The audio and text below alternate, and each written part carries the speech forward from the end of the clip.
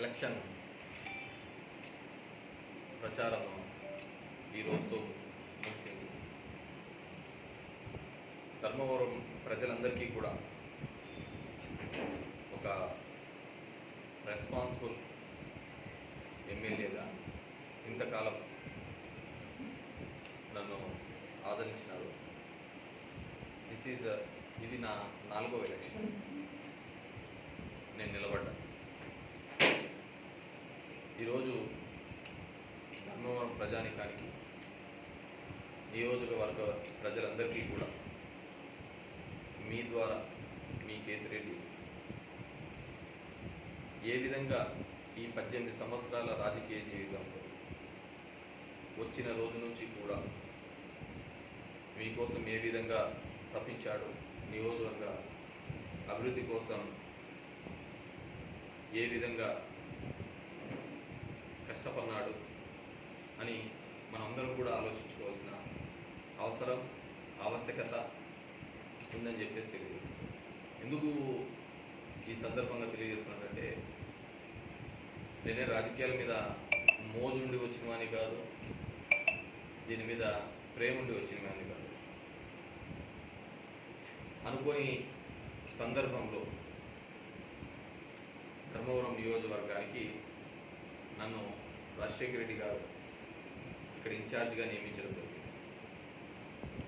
అంతవరకు రాజకీయాలకు పూర్తిగా దూరంగా ఉండి, ఎక్కడో దూరంగా ఉంటున్న నన్ను, చదువుకుంటున్న నన్ను, పనిచేస్తున్న నన్ను, ఈ ఫ్యాక్షన్ గొడవలు, ఈ రాజకీయాలు తనతోనే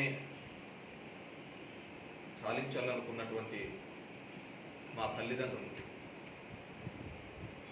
ఇక వద్దు, ఈ ఫ్యాక్షను, ఈ టెన్షన్లు ఇవన్నీ మాతోనే ఆగిపోవాలని ఆలోచించినటువంటి మా తల్లిదండ్రులకి తప్పనిసరి పరిస్థితులలో నన్ను రాజకీయాల్లోకి రావడం జరిగింది. అది మా నాన్న మరణాంతరం రాజశేఖర రెడ్డి గారు నన్ను ఇక్కడికి పంపించడము 2006లో. అప్పటికే ఎందుకు నేను ధర్మవరం నియోజకవర్గానికి రావడం అంటే, అప్పటికే మా నాన్న ఇక్కడికి 2 సార్లు పోటీగా చేసి ఒకసారి ఎమ్మెల్యేగా కూడా గెలవపొందడం జరిగింది. మా సొంత గ్రామాలైనటువంటి ఎల్లనూరు, గుంటూరు మండలాలు, తిమ్మంపల్లి, ఈ మండలాలన్నీ కూడా ఈ నియోజకవర్గ పరిధికే ఉండేవి. దాని తర్వాత ఇక్కడికి వచ్చిన తర్వాత ఏ విధంగా నన్ను రాజకీయంగా కూడా ధర్మవరం ప్రజలు ఆదరించినారు, ముందుకు తీసుకోబోయే కార్యక్రమం చేయడం జరిగింది. ఆ విధంగా ఎందుకు నేను చెప్తున్నానంటే, this is the 4th elections. నేను ఎన్నో ఎలక్షన్స్ చూశాను, కానీ మొట్టమొదటిసారి ఒక సిద్ధాంతాలు లేని, ఒక నమ్ముకున్న వాళ్ళు ఈ విధంగా కూడా మోసం చేయొచ్చు, ఒక డబ్బు ప్రలోభాలు పడి ఎంత దూరానికైనా దిగజారి రాజకీయాలు చేస్తారు అనే దాన్ని ఈ ఎలక్షన్స్లో చూశాను. దానికోసం నేను పూర్తిగా వివరించుకోవాల్సిన పరిస్థితి. ఆ విధంగా నేను రాజకీయాల్లోకి వచ్చినప్పుడు నేను ఎన్నో మీటింగ్లు చెప్తున్నాను. ఇన్ని కులాలు, ఇన్ని మతాలు, ఈ విధంగా వర్గ విభేదాలు ఇవన్నీ కూడా పెరిగిన ఒక ప్రపంచం నుంచి ఇక్కడికి వచ్చిన తర్వాత కూడా ధర్మవరం నియోజకవర్గ ప్రజలు నన్ను ఆదరించినారు. అతి చిన్న వయసులోనే నేను ఎమ్మెల్యే కావడం జరిగింది. 28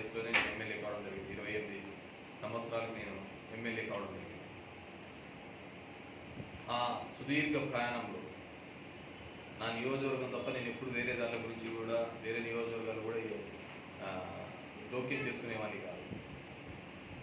మొదటి నుంచి కూడా నా నియోజకవర్గ అభివృద్ధి, సంక్షేమం, కేతిరెడ్డి అనే ఒక మార్క్తో ఇక్కడ ఉండాలి అనే ప్రయత్నం చేయడం జరిగింది. సరే, ఇప్పుడంటే గుడ్ మార్నింగ్ ధర్మవరం అనే ప్రోగ్రాం ద్వారా ప్రపంచానికి నేను పరిచయం అయ్యిండొచ్చు, కానీ నా నియోజకవర్గ ప్రజలకు మాత్రం నేను ఎప్పుడు జనం మధ్య, జనం కోసం, జనంతో తిరిగే ఒక ఎమ్మెల్యేగానే సుపరిచితుడు. ఎంతోమంది నాకు ఆపోజిట్గా వచ్చినారు. నేను మొదటిసారి నిలబడినప్పుడు కమ్యూనిస్ట్కి ఇక్కడ వచ్చినప్పుడు సూరి మొదటిసారి పోటీ చేసినారు. ఆయన మీద నేను గెలవడం జరిగింది. 14లో నేను మళ్ళీ ఆయన మీద ఓడిపోవడం జరిగింది.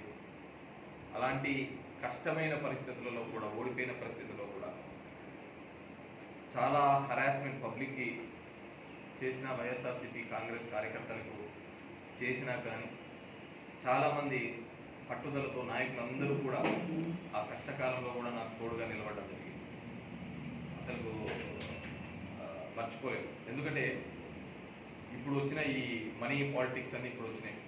లీడర్లను కొనడము, లీడర్లను అమ్ముడుకోవడం అనేది నేను ఫస్ట్ టైం ఇప్పుడు చూస్తున్నాను.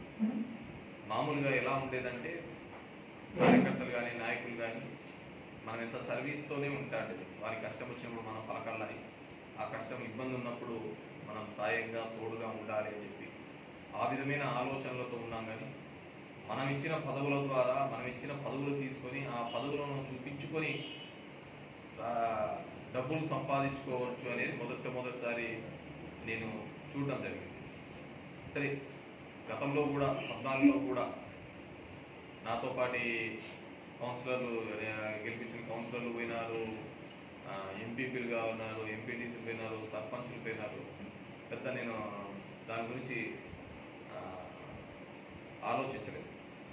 కానీ ఎన్ని కష్టాలున్నా, ఎన్ని ఇబ్బందులున్నా జనంతోనే ఉండడం జరిగింది. కార్యకర్తలందరూ కూడా వెన్నుగా నిలబడడం జరిగింది.